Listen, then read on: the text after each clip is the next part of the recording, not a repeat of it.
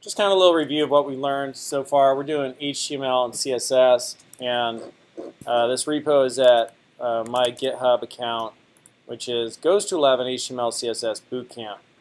So you can find all the code there, and then just look for my YouTube videos on YouTube, Todd McLeod, or YouTube Creator Commons. What we've seen so far. All right, so we've seen basics of an HTML document and separation of concerns. You got your HTML for your structure, you have your CSS for your formatting, and you have JavaScript for your client-side functionality. And then we saw how to link CSS to HTML, the link tag, right? You're all pretty good with that now. Just a little bit of a reminder, just kind of doing some stuff. You could actually link it with an external style sheet, right? So right there is link, rel style sheet, href main. Or you could do it internally, right, between style tags. Whoa, moving stuff.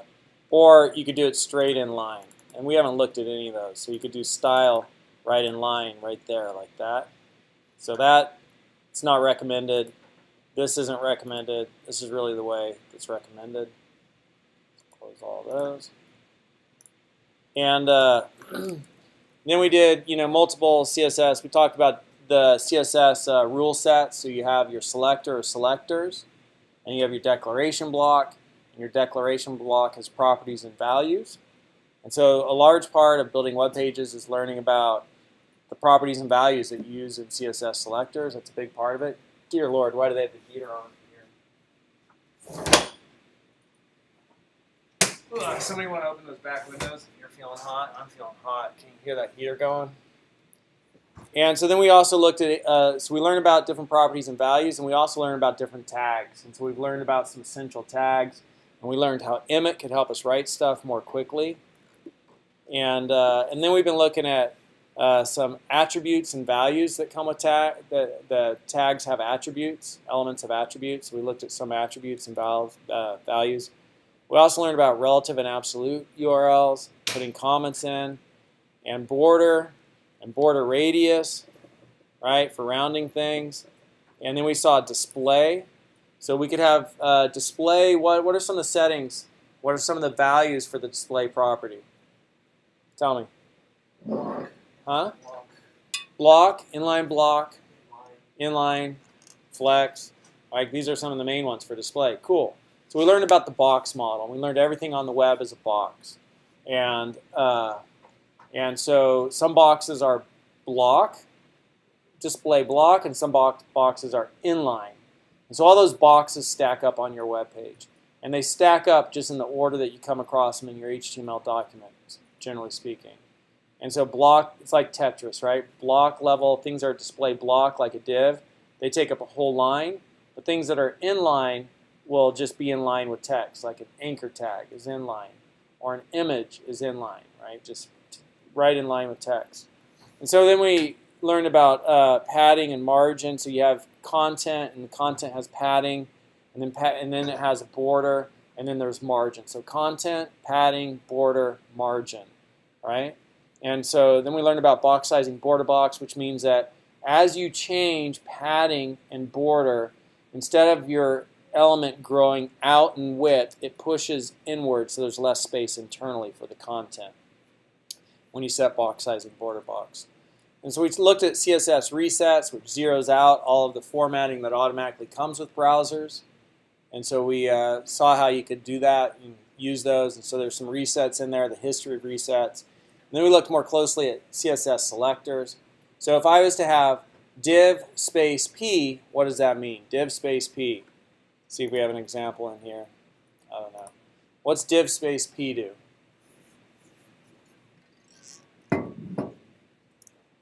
What's that select as a selector? Somebody tell me.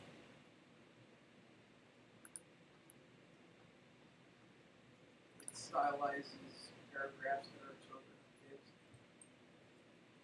Yeah, paragraphs that are children of divs. So I'm just going to do this here. If we had div p, whoa, well, now we're up here. Div p, right? It's going to select all the paragraphs which are children of divs. What about if we had this? Remember?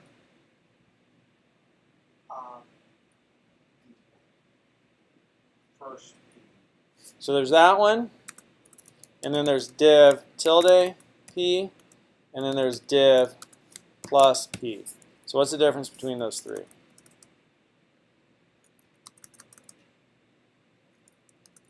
And then the other one was just div p. So this will select all paragraphs which are beneath the div. This will select all paragraphs which are immediately beneath the div. Right? This will select all p's which are siblings to a div following the div. This will select the plus 1, the 1p that is following a div as a sibling. I can see a few quizzical, oh yeah, I don't remember that, looks on people's faces. So let's see if we've got our examples that we worked with up here in our class and CSS selectors. And let's just look at this one. That's not going to help us.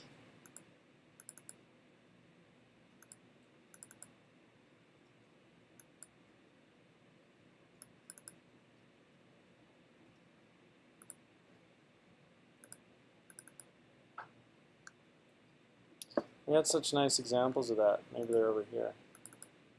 Aha! We have found it.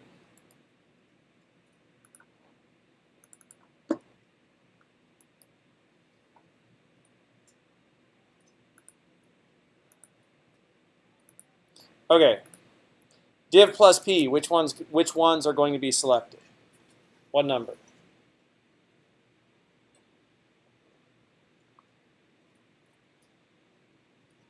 What number is going to turn red?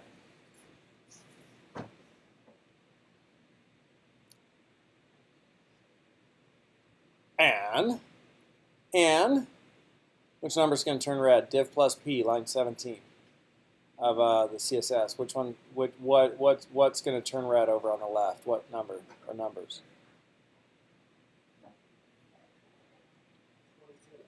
23. That's my guess too. I have high confidence that that's what it's going to be. Good. All right. Now what numbers are going to turn red?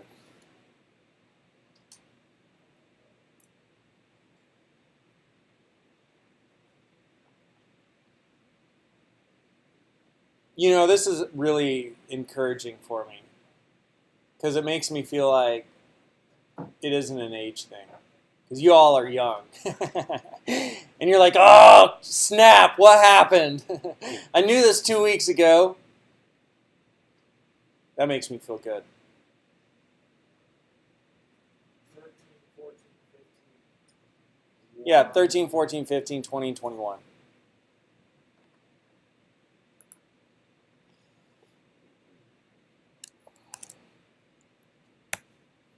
Now what?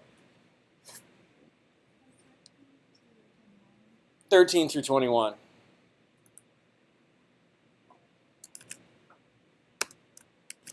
Now what? 23 through 26.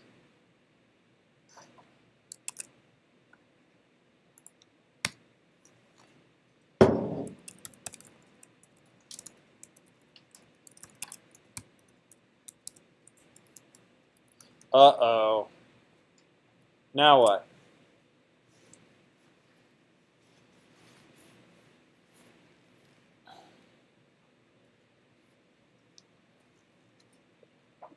Still 23 through 26?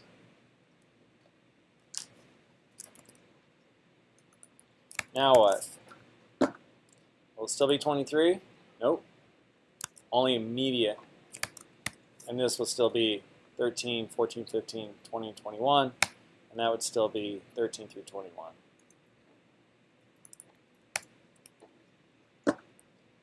Good review? How would I select I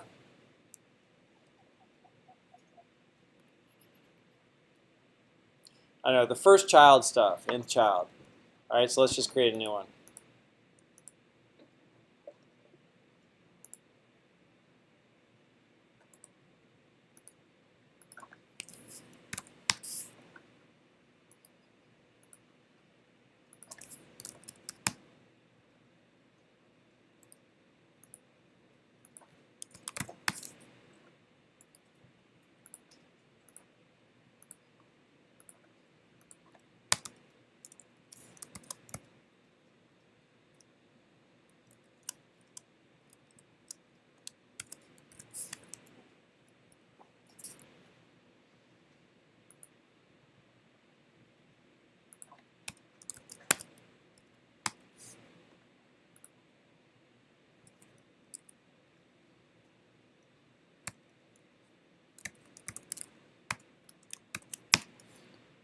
what's going to happen?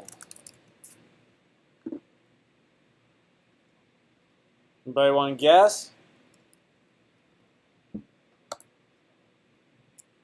Let's make that bigger.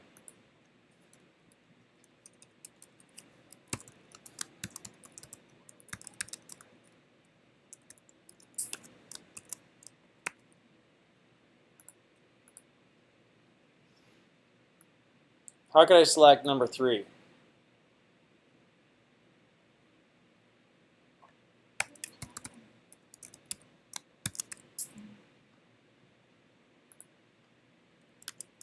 How could I select all the evens?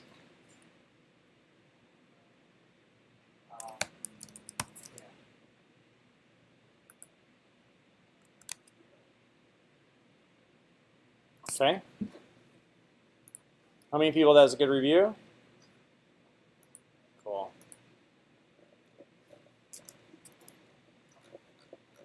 The CSS selectors. Then we saw how to center an image with margin, and we could set top, bottom, and left, right. So top, bottom, 0, margin 0, left, right, auto. Make the margins on the left and right automatically equal. So that's margin 0, auto. And we created that surfer page, and we talked about CSS order and CSS specificity and the CSS specificity calculator. And we looked at formatting text. And so formatting text had some good stuff. And I think for that we need to actually bring up course outline.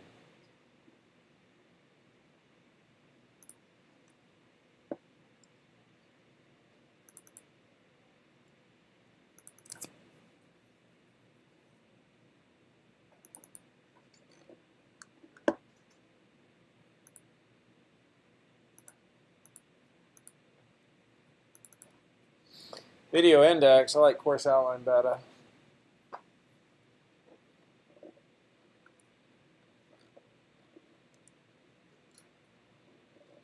Okay.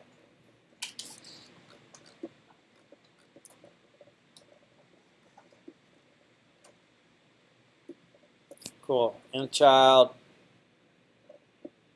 first letter, first line, divs, those different ones. CSS order and specificity, formatting text. All right, so with formatting text, font family, font size, font weight, font variant, line height, font style. So font family, we learned about serif and sans serif in Google Fonts. Font size, default size for a font is 16 pixels in most browsers, maybe all of them. Font weight, bold, often in numbers, 700, 900, 500. Font variant allows us to do things like normal, small caps, tilting caps. Line height, set line height. Font style, normal, italic, oblique. And we also had like text transform, uppercase, lowercase, property value, CSS property value. Letter spacing, word spacing, color. Text align could be center. Text shadow, where we have X, Y, spread, color.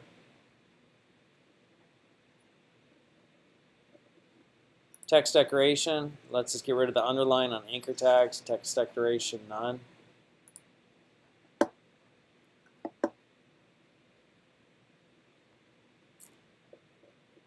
We started looking at structuring documents and talking about semantic HTML, header, footer, nav, main, article, section. Article stands on its own, aside, footer. Headings is how we give outline importance to our document, H1 through H6. Figure, fig caption, address, all semantic HTML. And then layout fundamentals, we did like the box model, reminder, box sizing, border box, rounding and centering. So border radius is rounding, margin 0 auto is centering. And we did flexbox, layout with flexbox. So container properties, display flex, flex wrap, flex direction, or shorthand flex flow for those two. And then justify contents, the main axes, align items is the cross axes. And then we had properties for flex items, align self, order, flex grow shrink, basis, or flex, which is shorthand for grow, shrink, and basis. Then we looked at media queries. And then we also looked at Flexbox design patterns. And the Google design pattern is to use flex, direction, row, flex, wrap, wrap. And then just think about what you want on each row and have it add up to 100%. That's cool. Everything else wraps to what's coming beneath it. Now we're going to get into looking at layout with position. Layout with position, we've already learned a little bit about position fixed, right? But there's a couple of different positions to look at. There's position fixed, position relative, position absolute. We're going to see what those do. So we're going to see that next. But this video is just a little bit of a review.